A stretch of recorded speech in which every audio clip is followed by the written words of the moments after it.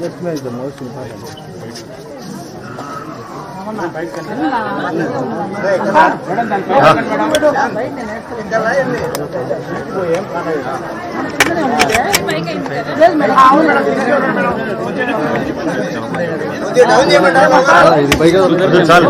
పోతుంది కదా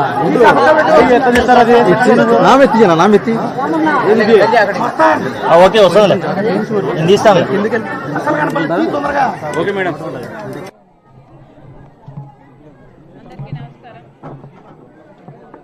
ఈరోజు రాజశేఖర్ రెడ్డి గారి 15వ వర్ధంతి. రాజశేఖర్ రెడ్డి గారు మన మధ్య నుంచి వెళ్ళిపోయి ఇప్పుడే 15 సంవత్సరాలు అయింది.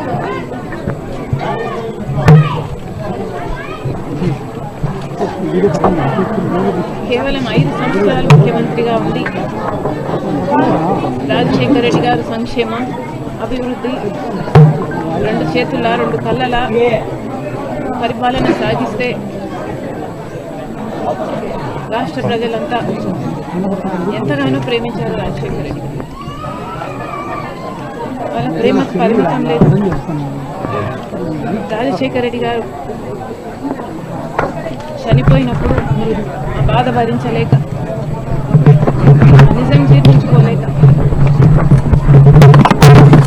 ఆయన వెనుకలే దాదాపు 700 మంది చనిపోవడం. గొప్ప నాయకుడు రాజశేఖర్ రెడ్డి గారు, వేరే చెప్పాల్సిన అవసరం లేదు. రాజశేఖర్ రెడ్డి గారికే కాదు, ఈరోజు ఆ కుటుంబాలందరికీ ఎంతమంది అయితే రాజశేఖర్ రెడ్డి గారు వెనకాల చనిపోయారు వాళ్ళందరికీ కూడా ఈరోజు రాజశేఖర్ రెడ్డి బిడ్డ కాంగ్రెస్ పార్టీ నివాళులు అర్పిస్తుంది.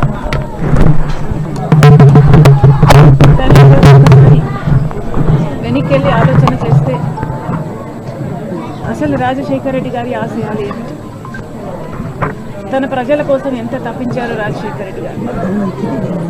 ఒక జలయజ్ఞమైనా, ఒక ఆరోగ్యశ్రీ అయినా, ఒక ఫీజు రీయింబర్స్మెంట్ అయినా, ఇందిరమ్మ ఇళ్ల పథకం అయినా, ఇలాంటివి ఎన్ని, రుణమాఫీ అయినా, ఇలాంటివి ఎన్ని చేశాడు రాజశేఖర్ రెడ్డి గారు.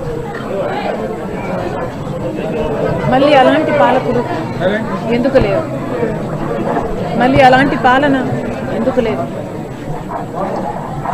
మన రాష్ట్రం ఏర్పడి 10 సంవత్సరాలే. 10 సంవత్సరాలు సామాన్యమైన కాలం కాదు, కన్సిడరబుల్ టైం. ఎంతో జరిగింది. ఎందుకంటే రాజశేఖర్ రెడ్డి గారు 5 సంవత్సరాలలోనే ఎంతో జరిగింది, ఎంతో అభివృద్ధి, ఎంతో సంక్షేమం చేశారు. కానీ 10 సంవత్సరాలు అయినా కూడా మన రాష్ట్రం ఎక్కడ మొదలైందో ఇప్పటికీ కూడా అక్కడే ఉంది. ఎక్కడ వేసిన గొంగలి అక్కడే ఉంది. అభివృద్ధి జరగలేదు, ప్రత్యేక హోదా రాలేదు. కనీసం ఈ జిల్లాలో మాట్లాడుతున్నాం కాబట్టి కనీసం ఈ జిల్లా కడప స్టీల్ ఫ్యాక్టరీ రాజశేఖర్ రెడ్డి గారి కళ, అది కూడా నెరవేరదు. రాజశేఖర్ రెడ్డి గారి వదిలి వెళ్ళిపోయిన జలయజ్ఞంలో మిగిలిపోయిన ప్రాజెక్టులు అటు చంద్రబాబు గారు కానీ జగన్మోహన్ రెడ్డి గారు కానీ ఇద్దరు ఆరోగ్యశ్రీ అయితే ఎవరికి ధ్యాస లేదు, అందరూ నీరు గారుస్తున్నారు. కడప స్టీల్ ఫ్యాక్టరీ, కడప నుంచి ముఖ్యమంత్రి అయ్యి ఉండి కూడా జగన్మోహన్ రెడ్డి గారు కడప స్టీల్ ఫ్యాక్టరీని 5 సంవత్సరాలలో సాకారం చేయలేకపోయారు. ఏ బీజేపీ పార్టీని అయితే రాజశేఖర్ రెడ్డి గారు వ్యతిరేకించారు, అదే బీజేపీ పార్టీ గులాంగిరి చేస్తారు. మరి ఇదే నా రాజశేఖర్ రెడ్డి గారి ఆశయాలను నిలబెట్టడం. ఒకసారి అధికారం ఇచ్చిన ప్రజలు ఏమి కోరుకుంటున్నారు, రాజశేఖర్ రెడ్డి గారి ఆశయాలు ఏమిటి, మహానాయకుల ఆశయాలు ఏమిటి అని పాలకులు ఆలోచించాలి, మేలు చేయడానికి ప్రయత్నించాలి. మా వరకైతే కాంగ్రెస్ పార్టీ తరఫున మాటిస్తున్నాం, రాజశేఖర్ రెడ్డి గారి ఆశయాలకు కాంగ్రెస్ పార్టీ కట్టుబడి ఉంది. రాజశేఖర్ రెడ్డి గారి ప్రతి కళను నెరవేర్చే దిశగానే రాజశేఖర రెడ్డి గారి బిడ్డ అయినా కాంగ్రెస్ పార్టీ అయినా పనిచేస్తుందని రాజశేఖర రెడ్డి గారి అభిమానులందరికీ మరొకసారి మాటిస్తున్నాను.